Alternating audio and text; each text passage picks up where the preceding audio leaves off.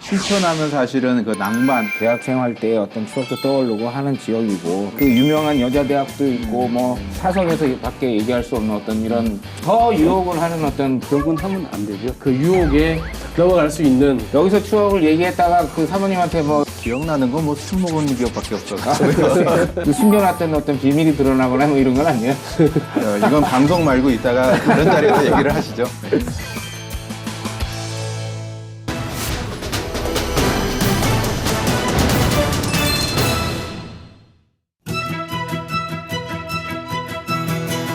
당신의 경제를 살리는 부동산 투자의 모든 것.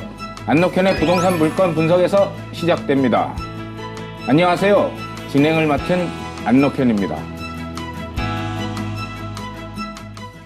오늘도 시청자 여러분들의 부동산 투자의 이해를 돕고자 부동산 전문가들과 함께하고 있는데요. 함께하고 계신 분석위원을 소개해 드리도록 하겠습니다. 우선 부동산 법률 분석과 사업성 분석을 책임지고 있는 이종걸 강치현 전문위원이십니다. 계속해서 부동산 금융 분석과 건축 분야를 책임지고 있는 손용만 박상준 전문위원이십니다. 오늘도 다양한 분석을 부탁드리며 패널분들을 모시고 본격적으로 프로그램을 시작하도록 하겠습니다.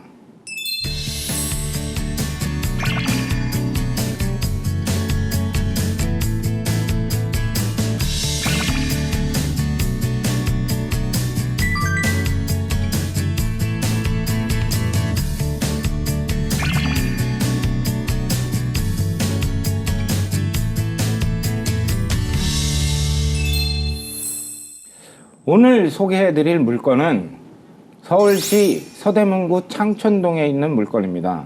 서대문구 창천동 하면 사람들이 잘 모를 수도 있지만 신촌 지역이라고 하면 누구나 다 알 수 있는 그런 지역이라고 생각이 됩니다. 이 지역에 대지가 351평방미터, 평으로 하면 106평입니다. 그리고 건물이 1300평방미터 정도가 있습니다. 평으로 따지면 394평 정도 되는 어떤 이런 건물이 있는데 이것을 어떤 용도로 활용하는 것이 가장 합리적이고 좋은 수익을 올릴 수 있는지 오늘 알아보도록 하겠습니다. 이 물건은 현재 경매가 진행되고 있습니다. 먼저 이 위원께 그 진행된 상황을 한번 여쭤보도록 하겠습니다. 예, 이 물건은 경매가 진행 중인 물건인데요. 서울 서부지방법원에서 경매가 진행 중인 물건입니다. 이제 이 물건은 2013년에 처음 경매가 시작됐는데 아직까지도 경매가 계속되고 있는 것으로 볼 때 뭔가 좀 문제가 많은 물건이라는 걸 알 수 있을 텐데요. 지금 현재 처음에는 강제 경매로 시작이 됐지만 임의 경매에도 중복 경매 신청이 돼서 지금 중복 경매 상태고요. 처음에 감정가가 약 59억 원 정도가 나왔는데 그 이후에 이제 제시외 건물이라는 게 발견이 돼서 재감정을 거친 끝에 현재는 감정가가 67억 원으로 책정이 되어 있습니다. 그래서 최저 매각 대금이 이에 맞춰서 이제 산정이 됐고요. 경매가 진행되는 거를 만약에 투자를 한다든가 할 경우에는 용도나 어쨌든 위치권 이런 것들이 좀 항상 이렇게 목에 걸려 있는 것 같은 느낌이 드는데 이 물건의 상황은 어떻습니까? 예, 이 물건 같은 경우에도 2013년부터 경매가 진행되는데 아직까지 계속 진행되고 있는 이유가 아마 그 임차인 말씀해 주신 대로 임차인이라든지 아니면 유치권자로 신고한 사람들이 있기 때문인 것 같은데요. 상당히 다수의 그 주택 및 그 상가 건물 임차인들이 있는 것으로 보이고 경매 목적물을 실제로 점유하고 있는 분들도 계시는 것으로 보입니다. 그래서 유치권과 지금 대항력 있는 임차인이 모두 지금 있는 것으로 보이는 그런 사건이라고 보시면 될 것 같습니다. 그 유치권 부분이 이 물건 같은 경우는 해결이 좀 어렵습니까? 예, 뭐 유치권이 이게 일단 먼저 진짜 유치권인지 아니면은 경매에서 이제 우선 변제 등을 받으려는 목적으로 신고한 이제 가짜 유치권인지를 구별해 봐야 될 텐데 유치권에 있어서 가장 중요한 거는 실제로 채권이 존재하는지 여부랑 그 다음에 목적물을 점유하고 있는지 여부가 가장 중요할 거라고 보시면 됩니다. 근데 점유 부분에 있어서는 다른 것과 다르게 뭐 점유를 하고 계시는 게 맞는 것 같습니다. 일단 현장에 가보시면은 제시의 건물 중 3층에 이제 현관문에 그 빨간색 페인트로 유치권 행사 중이라는 그런 문구들이 있고요. 그 다음에 또 주민등록 표를 열람해 보더라도 전입 신고를 하셨기 때문에 이제 일단 부동산을 점유하고 계시는 걸로 보입니다. 근데 채권이 실제로 존재하는지 여부는 조금 이제 생각을 해볼 문제인데요. 보통 임차인 같은 경우에는 채권자에게 이제 청구할 수 있는 채권이라는 게 수리비나 그런 것을 이제 유익비나 필요비라고 그러는데 이런 거를 청구할 수 있는데 임대차 계약을 체결할 당시에 특약사항으로 임대차 계약이 종료할 때는 원상회복을 시키고 나가겠다 이런 약속을 하거든요. 그래서 이런 수리비나 유익비 같은 경우에는 포기하기로 특약을 했다고 보는 게 대법원 판례의 입장이기 때문에 이런 것을 채권으로 해서는 이제 유치권이 성립할 가능성이 없고요. 다만 이제 이 증축되거나 뭐 이런 제시의 건물을 공사를 하신 분들이라면 실제 채권을 가지고 있을 가능성도 있고 그럼 유치권이 성립할 가능성도 있습니다. 근데 이제 전체 이 부동산 건물 가격이 지금 감정평가액만 해도 67억 원이나 되는 금액으로 책정이 됐는데 유치권 신고액이 이제 몇 천만 원대에 불과하기 때문에 이제 진정한 유치권이라고 하더라도 전체적으로는 큰 문제는 없을 것으로 보여집니다. 네. 총 금액에 따지면 사실 한 번 유찰될 때마다 20%씩 다운된다고 보면 10몇 억씩이 한 번에 이렇게 유찰될 때마다 왔다 갔다 하는데 그거에 비해서 유치권이라고 주장하는 그 총 금액을 따져도 그게 그 경매 자체에 큰 영향을 줄 만한 내용은 아니란 얘기네요. 예, 맞습니다. 그런데 이 물건이 이제 경매가 진행되는데 이상하게 경매 개시 결정일은 2013년 11월 달인데 예. 지금까지도 계속 이게 이제 3차의 그 변경 사항이 있었지 않습니까? 네, 근데 그렇습니다. 경매가 이렇게 변경이 생기는 이유가 뭐 어떤 이유에서 이런 일이 발생을 합니까? 예, 일단 경매가 변경이 되는 경우는 보통 뭐 채무자나 채권자의 신청에 의한 경우나 법원이 직권으로 하는 경우가 있는데 직권에 의한 경우는 뭐 드문 경우니까 보통은 신청에 의한 경우라고 보시면 되고요.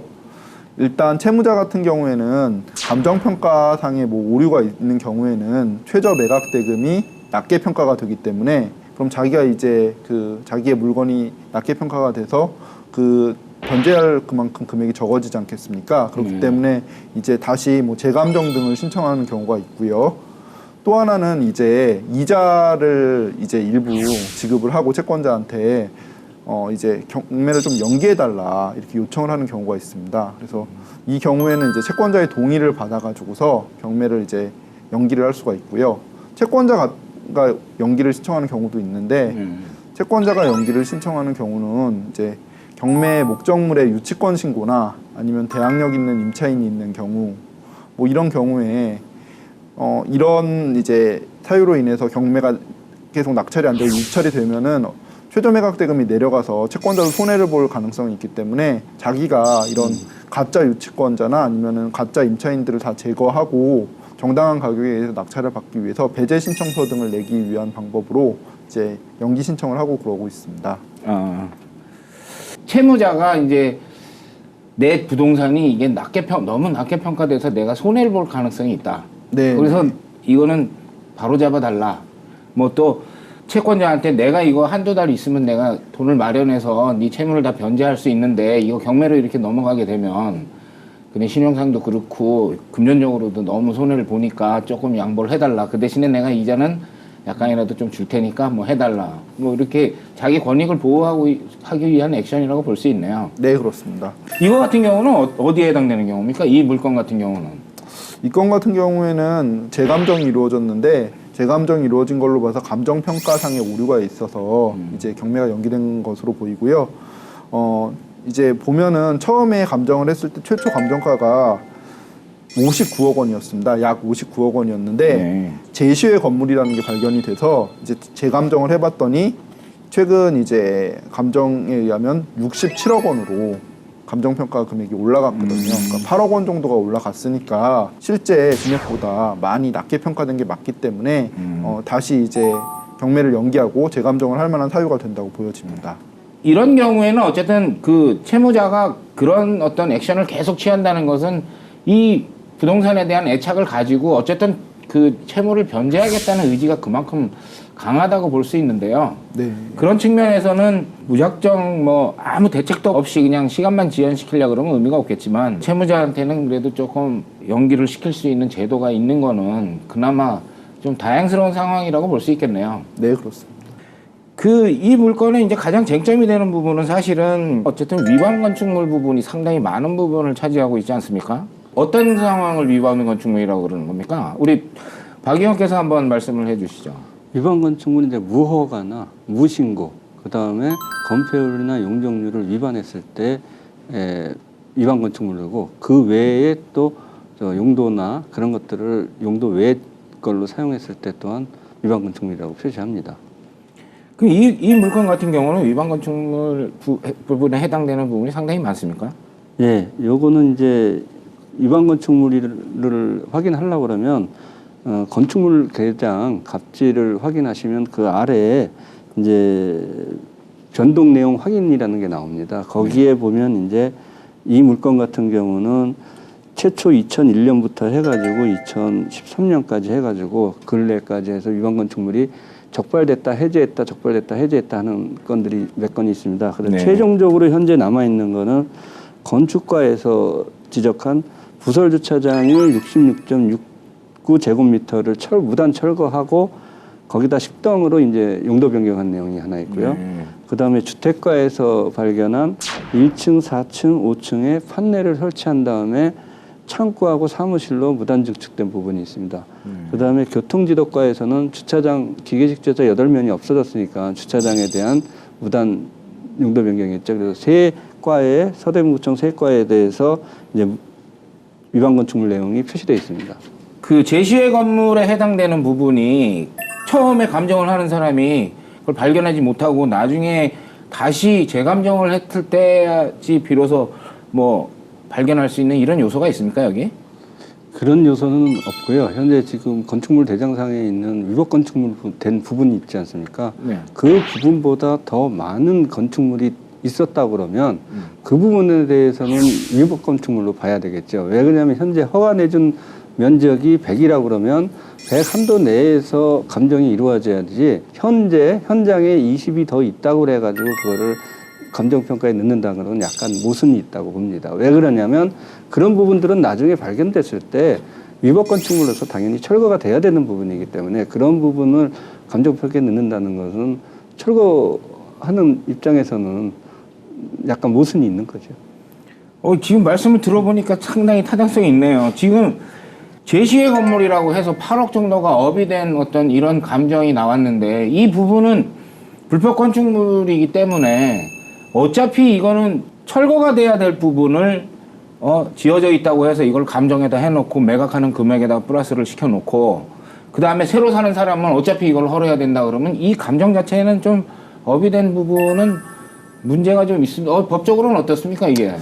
예, 이 건 같은 경우에는 이제 뭐 그 법적으로 봤을 때는 이게 제시의 건물이기 때문에 말씀하신 대로 좀 문제가 있는 측면도 있는데요. 이게 그건 현실적인 부분이고 이제 또 제시의 건물이 뭐 그 박 의원님께서도 말씀해 주시겠지만 이제 그 불법 건축물 외에도 그 무허가 건물이라든지 미등기 건물 같은 경우도 있는데 이런 건물은 이제 반드시 이제 철거를 해야 되지 않는 경우도 있으니까요. 실제로 건물을 가지고 있는 사람은 어떻게 보면은 그래도 아직 철거 전까지는 그 건물에 대한 재산권이라는 게 있는데 그 권리를 아무래도 좀 보호해주기 위해서 그렇게 평가를 한 것이라고 보여집니다. 근데 현실적으로는 이제 좀 말씀하신 대로 좀 부당한 측면이 많이 있는 것 같습니다.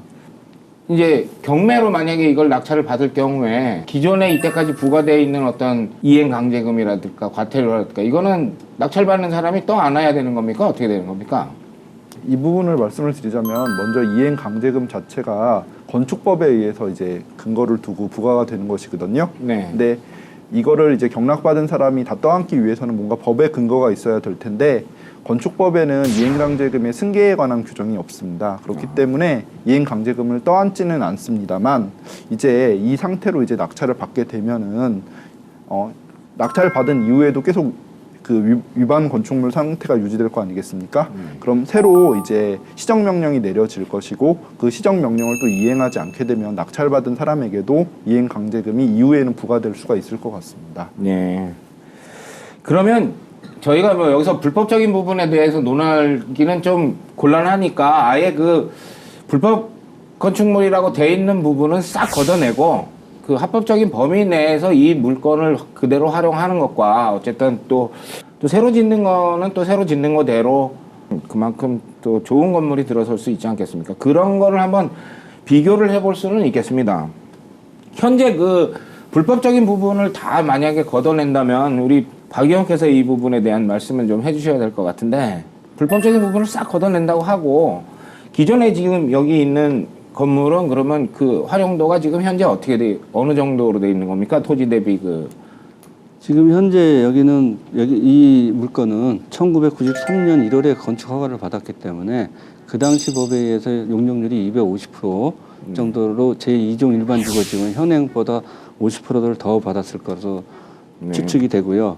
그래서 지금 지금 건축물 대장상은 255.58%로 돼 있어가지고 전체 면적은 1085.11제곱미터로 되어 있습니다. 근데 그거를 신축을 하게 되면 여기는 지금 현재 신촌지구 일대 지구단위 계획구역으로 용적률이 200% 정도 되고 할 수 있는 용도 또한 이제 건장이나 불허 용도들이 있습니다. 그래서 현재는 지금 근생림 생활시설하고 주택으로 건축물 대장에 나와 있는데 그런 것들보다는 이제 지구단위 계획 지침에 맞는 도시형 원룸을 해서 사후에 신축할 때는 그런 용도로 신축하는 게 낫다고 봅니다. 그럼 지금 이 지역의 그 권장 용도하고 불허 용도나 이런 거는 그 요 지역 기준으로만 본다 그러면 어떤 그 가장 권장하고 있는 건 뭐 어떤 그 지금 지구단위 신촌지구 일대 지구단위 지침에서 이 필지에 대해서는 도시형 생활주택 원룸을 지정하고 있습니다. 권장하고 있습니다. 왜냐하면 거기가 이제 연대하고 가깝고 학교와 주변하고 가까우니까 원룸 수요가 있다고 보고 그거를 권장하고 있는 상태입니다. 그럼 뭐 원룸을 지을 경우에는 뭐 특별한 혜택 같은 건 없습니까? 예, 이제 기준 용적률에서 시작해가지고 허용 용적률에서 용적률을 좀 완화받을 수 있고요. 그 다음에 이제 건폐율 같은 것도 완화받을 수 있고. 허용 용적률은 이 지역은 이정 일반 주거 지역인데. 이정 일반 지역인데 이제 기준 용적률 200%에서 허용 용적률도 200%로 되어 있습니다. 근데 상한 용적률은 또 이제 따로 지자체는 따로 정해져 있는데 그런 것들은 이제 지구 단위 지침에 맞는다 그러면 거기서 이제 좀씩 올라가게 돼 있죠. 용적률. 그 약간이라도 더 올라갈 수 있는 요지는 좀 있는 겁니까? 예, 그렇습니다. 이 건물이 그 박 의원 말씀대로 한다 그러면 이 건물이 지어질 당시에는 이 지역이 용적률이 250%였는데 지금은 이제 200%란 말입니다. 보통 우리가 계산하기 좋게 100평이라고 만약에 얘기를 하면 250%면 250평을 질 수 있는 거고 그렇죠. 200%면 200평을 질 수 있는 거 네. 아니겠습니까? 우리 강 의원님 같은 경우는 어떻게 하시겠습니까? 새로 짓겠습니까? 아니면 기존에 있는 건물 그냥 활용하는 게 낫겠습니까? 제가 학창 시절로 비춰봤을 때 저도 지방에서 유학 온 입장이기 때문에 그 원룸을 올라가 봤을 때 신발이 뭐 한 20켤레 이제 문 바깥에 이렇게 신발을 벗어놓은 상태고 정리 안 된 상태. 그리고 문을 열어보니까 자고 있는 학생도 있고 과거에 우리가 학교 다닐 때랑 뭐 크게 다르지 않은 그런 분위기를 연출하고 있는 곳이기도 합니다. 아무래도 학교 앞이다 보니까. 그래서 불법적인 부분을 다 걷어낸다면 어쨌든 주차장은 경락을 받는다고 봤을 때 주차장은 확보를 해야 될 것 같고요. 위에 부분에 이제 우리가 뭐 아까 적법하게 우리 박 의원님께서 적법하게 정축을 한 부분, 그다음에 위법으로 정축한 부분이 있을 테니까 그것만 감안을 해서 한다면 뭐 저희가 가서 봤지만 외부는 솔직히 임대하는데 당장 큰 영향을 미치는 게 아니기 때문에 내부만 어느 정도 리모델링을 해서 임대를 한다면 저희가 적정한 경락가에 아주 최소의 비용으로 리모델링을 해서 현재 빌딩을 임대하는 것도 뭐 하나의 방법이라고 볼 수 있습니다. 손 의원께 한번 여쭤보면 이거를 이제 허물고 새로 짓거나 할 경우에 여기 권장 용도가 이제 도시형 생활주택으로 되어 있지 않습니까? 그러면 그 도시형 생활주택으로 지으려고 할 때는 거기에 또 금융의 약간 일반 대출하고는 좀 다른 혜택이 혹시 있지 않나요? 예, 이거는 대지 면적도 좀 적고 그래서 일단은 신축을 한다고 해도 아마 규모가 적습니다. 그래서 뭐 우리가 통상 알고 있는 뭐 PF성의 대출보다는 토지대에 대한 담보 대출과 그러니까 시설, 그러니까 공사를 해서 하는 시설대, 그러니까 신축 또는 아까 얘기했던 리모델링 하는 경우 물론 제가 항상 얘기를 드리지만 대출받는 자의 신용도에 따라 조금 차이는 있습니다. 그렇죠. 네, 우리나라 금융구조가 그렇게 돼 있다 보니까. 예. 근데 그래서 신축이나 또는 리모델링에 대한 어떤 시설대에 대한 대출을 통해서 여기에 자금 조달을 하면 용이하지 않을까 싶습니다. 여기에 그래도 몇십억 정도를 투자를 하려고 생각하는 사람이면 기본적으로 신용은 좀 어느 그 기존 그렇죠. 이상의 네. 어쨌든 됐다고 가정을 하고 네. 기존에 있는 건물 그대로 활용할 때도 그 금융을 좀 활용할 수 있는 방법이 있지 않겠습니까? 기존의 것을 그대로 활용한다고 해도 리모델링은 좀 해야 되는데 그럴 경우에도 그 금융 부분이라든가 이런 거는 다 활용을 할 수 있나요? 이건 건설회사의 금액이 리모델링 금액이 그렇게 크지 않을 거로 보여집니다. 다만 여기서 이제 그 아까 말씀드렸던 것처럼 은행권은 이제 어떤 담보 부분이 있어야 되니까 담보 대출로서 이렇게 짓는데 그러니까 리모델링을 하게 되면 아무래도 뭐 그러니까 수입이 좀 더 많아질 거 아닙니까? 임대료, 월세나 이런 것들이 높아지면 아무래도 이제 금융권에서는 원리금 상환에 대한 금액이 더 많아진다고 보면 대출의 한도를 조금 더 많은 가점을 주겠죠. 그러다 보면 이제 대출의 금액이 당초 현재 있는 상태보다는 리모델링을 하고 나서의 수익이 높아지다 보니까 아무래도 대출 금액이 좀 많아지면 그걸 이제 사업비, 아까 리모델링 공사비를 조금 사용을 하면 될 것 같고 또한 리모델링을 하면 사실 이건 공사비가 그렇게 많지 않습니다.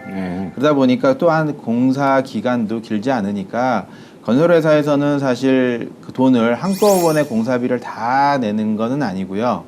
그러니까 이래서 자재비나 뭐 인건비 정도 수준이고 그러다 보니까 그 이후에 이래서 그 리모델링 하고 난 이후에는 그러니까 전세라든지 월세 여기 같은 경우에는 이제 월세 부분이니까 보증금으로 회수할 수 있는 방안 때문에 조금 공사비를 후불로 돌아간다면 뭐 조금 사업을 진행하는데 원활하지 않을까 보여집니다. 리모델링 공사를 할 수 있는 비용이 설사 좀 없다고 하더라도 그런 공사를 먼저 해주고 나중에 그렇죠. 전세를 일부는 전세로 해서 네. 본인들의 그 공사비를 다 받을 수 있다고 판단되면 뭐 소위 그렇죠. 말하는 그 외상공사라고 하는 거 있지 후불 않습니까? 공사가 네, 되겠죠. 후불 공사. 네. 그 후불 공사라고 하는 그걸로도 충분히 좀 설득력이 있다고 보겠네요. 그렇죠. 그러니까 소위 말하는 저희들 그 연립이나 그러니까 저희는 이제 뭐 속칭 이제 집장사라고 얘기를 하는데 이거 같은 경우에도 그렇습니다. 보면 대부분 보면 지주 원래 이제 토지에 있었던 건물을 집을 오래된 집을 허물고 뭐 연립 한 동 정도 지면 이걸 사실 공사비를 그 원래 있었던 토지 소유자가 있지는 않지 않습니까? 자기 집에 자기 이사 가서 살기도 세를 얻어서 이사 가기도 바쁜데 네. 그런 경우엔 대부분 보면 후불로 합니다. 준공되고 나서 대신 이제 전세나 월세 부분을 거기 있는 뭐 전속 부동산 쪽이나 해놓고 그거 들어오면 그 공사비를 거기서 이제 회수해가는 방안 뭐 이런 것들을 많이 하기 때문에 이거 같은 경우에도 공사비가 많이 들지 않기 때문에 아마 그런 방안을 채택하지 않을까 보여집니다. 실질적으로 그 사업을 진행하실 때 그런 그 방식으로 그 공사를 진행하는 경우도 많이 있습니까? 그렇죠. 이제 그런 부분이 아까 뭐 아무 건설사나 찾아가서 외상공사 해달라고 하면 안 해주시죠. 그래서 이제 아름아름해서 아시는 분 소개로 이제 서로가 어떤 뭐 꼭 계약적인 부분보다는 어쨌든 아는 건설회사나 뭐 우리가 속칭 얘기하는 인테리어 회사랑 협약을 맺고 공사를 먼저 뭐 착수금 정도만 주고 나중에 이제 뭐 전세금이나 나중에 임대해서 잔금을 뭐 회수를 하거나 또는 그 와중에 아까 말씀하신 대로 우리 손 의원님 말씀하신 대로 그 금융을 이용할 수 있으면 충분히 이제 신용도나 뭐 따져서 물론 진행하시겠지만 금융을 이용을 해서 뭐 중도금 주고 잔금은 이제 전세금이나 월세로 대체하는 걸로 그렇게 보통 일을 진행을 합니다. 요거 같은 경우는 좀 작지만 저희가 항상 큰 물건이나 작은 물건이나 사업 진행하는 어떤 그런 과정이라든가 이런 거는 비슷하다고 저희가 얘기를 하지 않습니까? 그러니까 큰 물건일 경우에도 어쨌든 건설회사나 이런 경우에 지불하는 어떤 이런 형식으로도 진행을 그러니까 가능하냐 이거죠. 그런 부분은 이제 제가 설명을 드린 제가 이번에 이제 지은 부분이 그런 부분인데 예를 들어서 어떤 지주가 토지를 갖고 있으면 이 지주가 예를 들어서 지주 땅만 갖고 있기 때문에 본인이 신용도가 좋을 수도 있고 안 좋을 수도 있어요. 그렇기 때문에 제가 말씀하신 대로 그렇게 집장사만 전문적으로 하는 이제 소규모의 건설 회사가 있어요. 예를 들어서 한 50억, 100억 이 미만으로 하는 회사들이 그런 건설사가 주로 어디 있냐면 우리나라가 많이 이렇게 돌아다닙니다. 예를 들어 세종시가 유명하면 세종시 가서 그런 회사들이 있고, 그다음에 대구나 뭐 거제도 같은 경우에 이렇게 월세 시장이 갑자기 인구의 유입이 되는 곳에 그런 건설사가 주로 이렇게 땅을 가지신 분들한테 접근을 합니다, 사실은. 그래서 서로 합의를 해서 토지를 제공을 하면 대출부터 해서 공사까지 내가 알아서 해드리겠습니다라고 하고, 이제 지주가 행사해야 되는, 물론 사용승낙 해줘야 될 거고 뭐 여러 가지 해줘야 되지만 나중에 추후에 분양을 하거나 임대를 했을 때 얼마가 남았을 경우에 저 같은 경우는 이제 분양을 하니까 분양 수익금에 건설사는 얼마, 지주는 얼마 이렇게 해서 공사를 대부분 완료를 하죠. 그래서 지주 같은 경우는 또 땅만 제공을 하면 사실은 크게 할 일이 없어지는 거죠. 그렇죠. 근데 규모가 좀 작으면 건설회사가 아까 우리 강 의원님 얘기하신 것처럼 그러니까 그렇게 할 수는 있습니다. 한데 예컨대 뭐 한 총공사비가 한 30억이면 자기가 투입하는 돈이 한 10억, 뭐 한 15억 정도 된다면 그래서 나머지 후불로 가면 되는데 예컨대 아까 우리 진행자님 얘기하시는 것처럼 뭐 한 200억 막 이렇게 하면 건설회사가 자기가 부담해야 되는 게 100억 정도를 해서 예. 그렇게는 너무 부담스럽겠죠. 그러니까 규모가 커지면 물론 이제 사업을 진행하는 플로우는 거의 비슷한데 규모가 커지면 아무래도 리스크가 많아지다 보니까 그걸 하기가 쉽지는 않죠. 하다못해 요즘은 최근에는 그러니까 PF 시장에도 사실 한 300억 이상의 PF를 보증으로 해서 PF를 일으키는 게 쉽지 않습니다. 그런데 그 중견 회사들이 뭐 PF를 일으키는 게 아니고 자기 자금을 한다는 자체가 수월한 일은 아닙니다. 알겠습니다. 근데 이제 요 지역에 그 임대 사업을 하거나 아니면 뭐 도시형 생활주택을 지어서 뭐 작은 규모라도 하나씩 이렇게 분양을 할 수도 있는데 그걸 하기 전에 이거를 이제 지어도 되는지 안 되는지에 대한 거를 한번 생각을 해봐야 될 것 같은데 이 지역이 이제 재정비 촉진지구란 말입니다. 재정비 촉진지구일 경우에는 건축에 좀 제한을 받지 않습니까? 원래 여기는 재정비 촉진지구가 아니라 여기는 이제 신촌 일대 지구단위 계획구예요. 지구단위 여기는 계획구니까? 재정비 촉진지구가 아니고 재정비 촉진지구 같은 경우는 이제 그 노후되거나 이제 밀집된 지역 그런 지역에서 이제 개발을 촉진하기 위해서 법을 따로 지정하는 거죠. 그러니까 단독으로 이게 개발이 가능한지 네. 개발 행위가 예, 여기는 지구단위 계획구역에 보면은 개발 지정이 있고 개발 권장이 있어요. 근데 우리 이 본대지는 개발 지정이 안 돼 있기 때문에 단독 개발이 가능하고요. 네. 그 단독 개발에서 권장하는 용도로 개발한다 그러면 충분히 현재도 신축할 수 있는 여건은 조성되어 있습니다. 전체를 다 그 도시형 생활주택 완룸으로 짓는 게 좋은지 아니면 사실 이 지역은 상권도 만만한 상권이 아닌데 서울에 뭐 5대 상권 한다 그래도 항상 5대 상권 안에 여기가 들어갈 수 있는 그 범위 내에 들어가 있는 지역 아니겠습니까? 그렇습니다. 사업을 하는 입장에서. 그럼 그거 기준으로 했을 때 어떻게 좀 괜찮은 정의가 나옵니까? 네, 그래서 아까 이제 신축하기 전에 지금 기존의 건물도 보니까 원래는 1층하고 2층이 1층은 일부 주차장이 있었지만 1층하고 2층이 근생이었었습니다. 지금 지하도 근생이 있고요.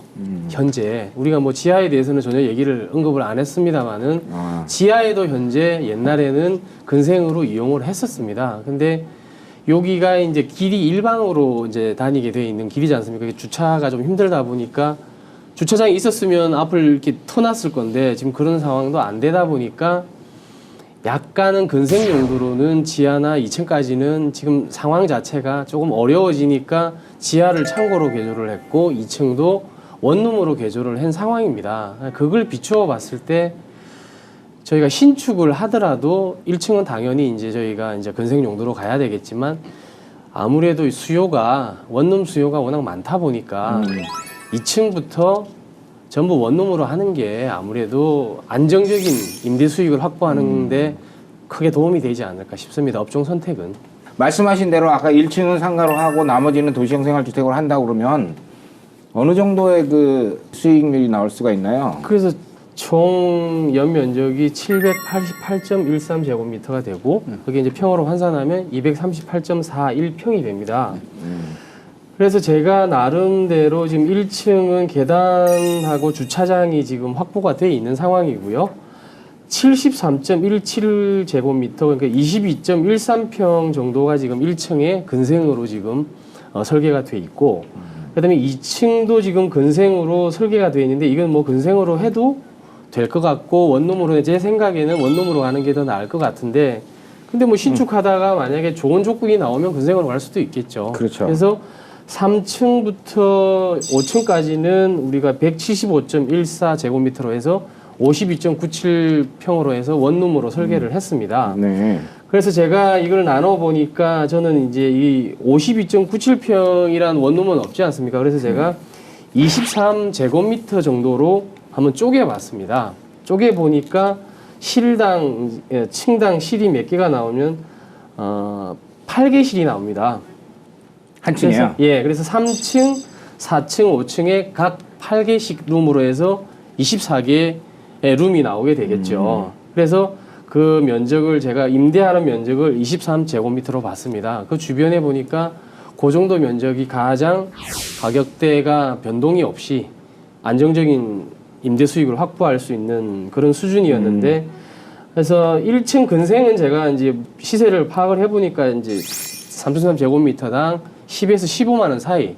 그래서 제가 한 13만 5천 원 정도를 받습니다. 그래서 가격이 보증금의 3천만 원에 월 300만 원 정도 확보가 되고 2층을 저희가 근생으로 생각을 했을 때 2층은 제가 좀 보수적으로 봤습니다.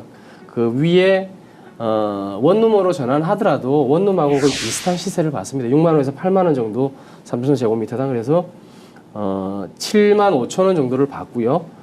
보증금 2천만 원에 월 200만 원 정도를 생각을 했습니다. 그리고 위에 이제 23제곱미터가 되는 한 7평 정도 되겠죠. 그 정도는 저희가 이제 보증금하고 월세를 1천만 원에 월 55만 원으로 받습니다. 그러면 이제 보증금이 실당 1천만 원에 월 55만 원의 총 월세가 한 층당 이제 8개 실이면 440만 원이 나오게 됩니다. 그래서 지금 보증금이 총 합하면 2억 9천에 월 1,820만 원이 나오게 됩니다. 총 보증금이 2억 9천에 월 1,820만 원 정도가 나온다고 봤을 때 저희가 경락가를 제가 그냥 지금 현재 상황으로 봤습니다. 추정노수까지 포함해서 경락가를 한 55억으로 봤습니다. 신축 공사비는 어쨌든 3.3제곱미터당 저희가 공사 여건상 400만 원 정도 모든 제반 비용 포함해서 하다 보면 10억 정도가 산출이 되고요. 그러면 총 소요 비용이 55억에 10억이면 65억이 됩니다. 그래서 자기 자본을 30%로 감안을 했습니다. 왜냐하면 이런 소규모 같은 경우는 20%로 감안을 할 수도 있지만 조금 더 넉넉하게 생각해서 제가 30% 이제 확보를 한다고 봤을 때 자기 자본을 30% 20억 원, 그 다음에 융자 45억 원 70% 가정해서요. 그래서 융자 45억 원을 금리 연 4%로 감안을 하면 이자 부담이 연 1억 8천, 그 다음에 월 1,500만 원이 나오게 됩니다. 여기에 대비해서 이제 아까 우리가 보증금이 2억 9천에 월 1,820만 원 나오지 않습니까?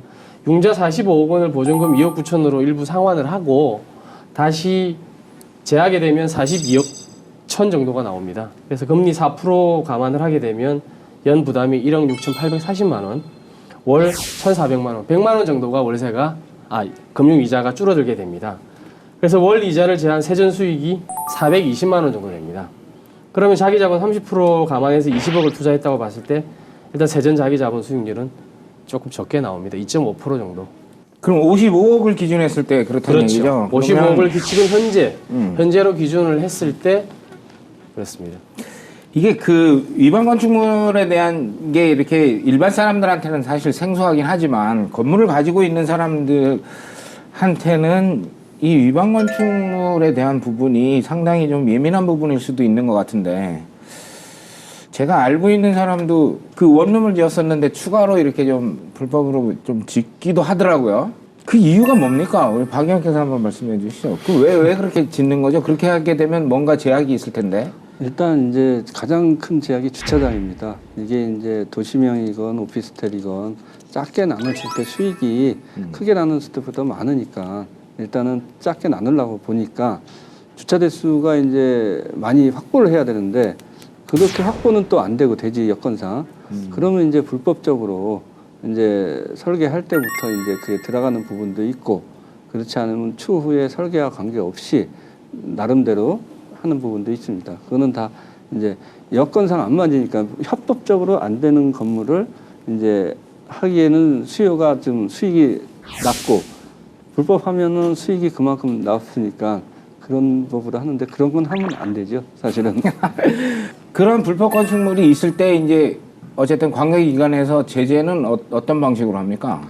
이제 안에 있는 내부 같은 거는 사실 제재가 어렵죠. 사실 남의 집에 들어가기가 힘드니까는. 근데 이제 보통은 이제 항공 촬영을 연 1회나 2회를 해가지고 그 항공 촬영 이외의 부분이 약간 튀어나오거나 한다 그러면 그때는 이제 현장을 파견을 하지요.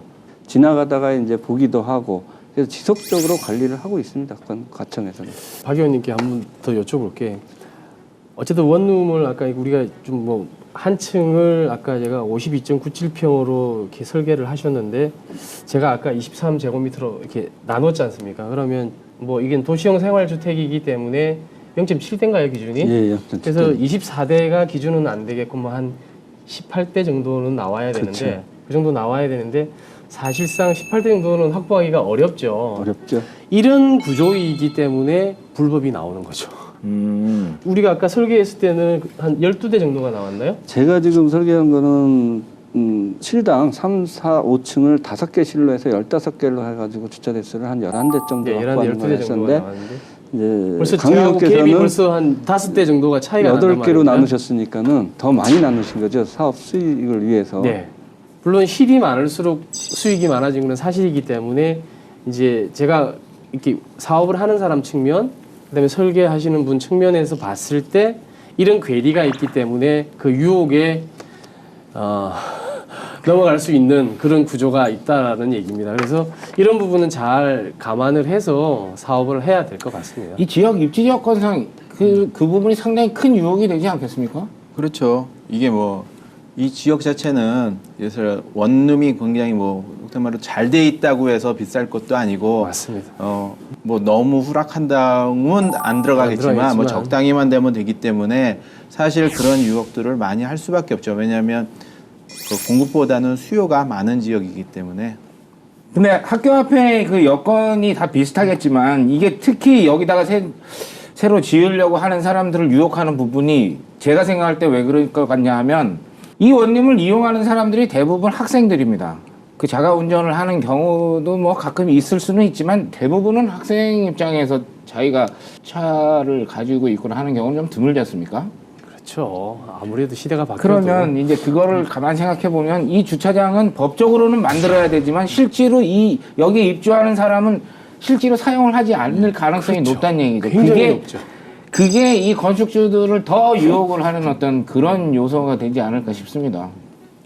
그 현재는 이제 250%로 건축이 돼 있고 그게 합법적이라는 얘기죠. 예. 리모델링을 한다고 하면 더 효율적으로 활용할 수 있는 요소도 충분히 있겠네요. 이건 그 신축만 고집할 만한 내용은 아닌 것 그렇죠. 같아요. 신축만 고집할 문제는 아닌 것 같고요. 지금 현재 아까 뭐 맥시멈 뭐 1,000만 원 정도까지 더 월세가 나올 수 있는 구조가 지금 되어 있고, 그리고 지하하고 지금 지하를 전혀 활용을 안 하고 있는 상황이기 때문에 위반 건축물을 적당히 이제 그 적법하게 수선을 하고 내부를 조금만 더 개보수를 한다면 뭐 수익 극대화하는 데는 리모델링이 더 적합하지 않을까.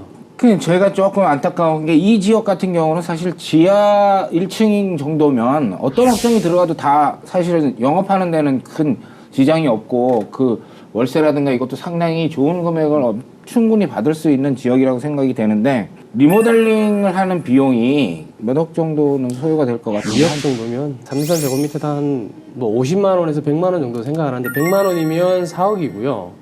근데 4억까지 드린다면 거의 공사비의 반입니다. 신축의 반이기 때문에 그 정도까지 들여지지는 않을 것 같고요. 제가 내부 구조를 돌아봤는데 그 정도는 안 될 것 같고요. 지금 있는 리모델링을 해도 결국에는 이 주차장에 조금 뭐 제한을 좀 받겠네요. 예. 그래서 지금 불법으로 개조한 주차장 부분을 원상 복구를 하고, 그러면 1993년도에 신축을 할 당시에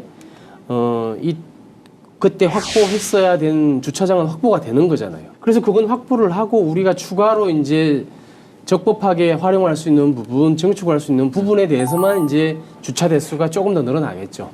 0.7대로 계산하면 뭐 5세대 늘어나면 한 2대 정도, 그다음에 한 8세대 늘어나면 0.7대면 4-5대 정도 되지 않을까. 그렇다면 이제 저기죠. 뭐 이래서 이제 다시 리모델링을 하던 뭐 일부 수선을 좀 하던 할 적에 그 설계를 하시는 분들의 신의 한 수가 필요할 것 같아요.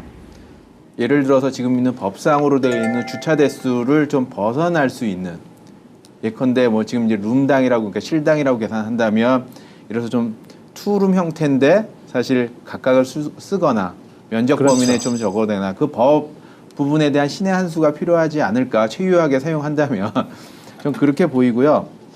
아까 그러니까 리모델링 비용은 여기 같은 경우는 아까 다시 말씀드리면 여기 같은 경우는 뭐 청소하고 뭐 도배장판하고 페인트 좀 칠하고 이제 뭐 시스템 부분도 넣을 거냐 말 거냐인 거 갖고서는 조금 생각을 해봐야 되는 부분이, 여기는 아까 말씀드린 것처럼 그러니까 공급이 없고 수요가 많다 보니까 그걸 한다고 더 학생들이다 보니까 그러니까 금액을 부담할 수 있는 비용이 한계가 있을 겁니다. 그러면 예컨대 이 시스템을 넣어줬을 적에 들어가는 비용과 내가 더 월세를 받을 수 있는 한계점을 보고 시스템을 어디까지 넣어줄 것인가 판단을 한다면 아까 얘기한 것처럼 시스템이 들어가면 리모델링 금액이 조금 더 많이 들어갈 거고요. 지금 아마 강 의원이 생각하시는 부분은 어차피 별반 차이가 없다면 효율적인 부분에서 아마 그런 부분을 제외하고 아마 말씀을 하신 것 같습니다. 근데 그렇게 해서는 이제 경쟁력이 있을까? 저는 아마 우리 강 의원께서는 생각하시는 게 그 리모델링을 아주 최소 비용으로 해서 최소 그런 비용으로. 거고요. 예. 그러니까 아마 시청자 여러분들도 아마 너무 낮지 않냐. 근데 그거는 정말로 그 어떤 대학가의 특성상 이렇게 경쟁력이 별로 그 경쟁을 하지 않는, 그러니까 수요가 너무 많은 지역, 그걸 아마 기준으로 얘기를 했기 때문에 그럴 겁니다. 예. 알겠습니다. 어쨌든 뭐 더 조금 넓게 하고 고급스럽게 하면 돈은 더 많이 들어가지만 임대료는 그만큼 더 많이 받을 수 있는데, 근데 요즘에 이제 대학가 풍경이 약간 그 옛날에 저희가 학교 다녔던 대학으로는 약간 변화가 된 요소들이 좀 많이 있더라고요. 왜 그러냐 하면 서울에 있는 좋은 대학에 다니는 사람들의 집안은 대부분 좀 어느 정도 여유가 있다고 그게 이제 거꾸로 유추를 할 수가 있는 거죠. 그러다 보니까 이제 원룸, 그 대학가 주변의 원룸들이 계속 그 고급화되어 가는 경향이 있습니다. 그 신촌의 이 지역에 있는 학교들의 면면을 보면 대한민국에서 그래도 좀 내노라 하는 대학이 대부분 여기에 있지 않습니까? 과거에 우리가 대학생들이 그냥 거기서 라면 끓여 먹고 막 이런 개념으로만 생각하기보다는 조금 더 고급화될 필요가 있다고 생각을 하고, 그래서 염려스러워서 잠깐 말씀드리는 겁니다. 그리고 말씀하신 대로 이렇게 기존에 있는 걸 활용을 한다고 하면 그 지금 벽 구조가, 주벽 구조가 어떻게 돼 있는지도 사실 잘 모르지 않습니까? 그 구조에 따라서 또 이렇게 이제 크기 작기를 또 나눠야 되는 부분도 있지 여기 않습니까? 같은 경우는 연화조로 돼 있어가지고 구조 부분을 보강을 해야 돼요. 그래서 아까 그 비용에다가 구조 보강 비용이 더 추가가 돼야 되지 않을까. 그렇죠. 마지막으로 어떻게 그 이 물건에 대해서 정리를 하는 차원에서 이 의원께서 먼저 한번 말씀을 해주시면. 예, 이 건 물건은 지금 유치권을 신고하신 분들하고 대항력 있는 임차인들이 다수 있는 것으로 보이는 물건인데요. 그렇기 때문에 이제 경락을 받으시기 전에 유치권이 진정한 유치권인지, 그리고 임차인들이 진정한 임차인인지 확인하실 필요가 있을 것으로 보이고요. 또 이런 유치권자들이 진정한 유치권자라면은 그 신고한 금액이 얼마인지를 확인하셔서 그 금액을 감안하셔서 이제 경락 대금을 결정하셔서 낙찰을 받으시는 게 중요할 것 같습니다. 네, 감사합니다. 손 의원께서도 한 말씀 해주시죠. 그 대상 부동산은 저희가 신촌하면 사실은 그 낭만 뭐 이런 느낌이 드는데, 그러니까 여기는 주상권하고는 사실은 끝 부분에 있어서 그 상권이 전혀 없지는 않지만 그렇다고 활성화되어 있는 지역은 아닌 것 같습니다. 그래서 만약에 신축을 하거나 리모델링을 하거나 하는 경우에는 아까 얘기한 것처럼 1층 쪽에 어떤 근생시설, 그 이후에는 이제 아무래도 주택의 수요가 많다 보니까 원룸이나 아니면 뭐 투룸 뭐 이런 형태로 해서 진행을 하는 게 좋을 것 같습니다. 박 의원님께서도 한 말씀 해주시죠. 예, 본 물건은 신축을 하든 리모델링을 하든 일단 수요가 원룸인 관계로 주차하고 그다음에 재반 복귀가 약간 까다로운 부분이 있습니다. 그래서 정확한 이제 사업을 하신다 그러면은 정확한 가설계를 통해서 하시는 게 가장 타당하다고 말씀드리겠습니다. 강 의원께서도 한 말씀 해주시겠습니까? 일단 사업을 어쨌든 뭐 신축을 하든 일단 뭐 리모델링을 하든 경락을 잘 받아야 됩니다. 적정한 가격에. 아까 수지 분석을 해본 바와 같이 지금 현재 55억 정도의 낙찰 금액으로는 사업성이 조금 떨어지기 때문에 경매 낙찰가를 잘 감안을 하셔서 일단 경매가를 최대한 낮추어서 경매를 받고 그 이후에 적정한 가격에 리모델링을 하든 신축을 하든 관련 법규를 검토를 해서 진행하면 될 것 같습니다. 알겠습니다. 여러 패널 분들을 모시고 이 물건에 대한 분석을 해봤는데요. 기존에 있는 건물이 현재 불법적인 요소가 많고 경매가 이렇게 들어가고 이러다 보니까 충분히 제대로 활용하지 못하고 있는 부분이 있다고 생각을 합니다. 불법적인 요소를 다 걷어내고 그 허가받은 부분만 가지고도 충분히 그 수익을 낼 수 있는 요소도 있다고 생각을 합니다. 이 지역 같은 경우에 그 완전 메인 상권은 아니라고 할지라도 지하를 창고로 사용할 만한 정도의 어떤 그런 상권도 아닙니다. 경매에 나와 있는 물건이지만 이런 지역에 이런 금액에 경매가 나오기도 쉽지 않은 지역이거든요. 그런 부분을 잘 감안해서 판단해 주시기를 바랍니다. 투자 결정을 했어도 지나치게 앞서 뛰어들지 말라라는 말이 있습니다. 무리한 투자는 되돌릴 수 없는 상황을 만들기도 합니다. 혹시 놓친 부분은 없는지 본인의 투자금은 합리적인지 판단이 필요합니다. 누구나 할 수 있지만 결코 쉽지 않은 부동산 투자의 모든 것 안녹현의 부동산 물건 분석이 함께 하겠습니다. 오늘 준비한 내용은 여기까지고요. 다음 시간에도 좋은 부동산 물건을 선정해 풍성한 정보를 드리도록 하겠습니다. 감사합니다.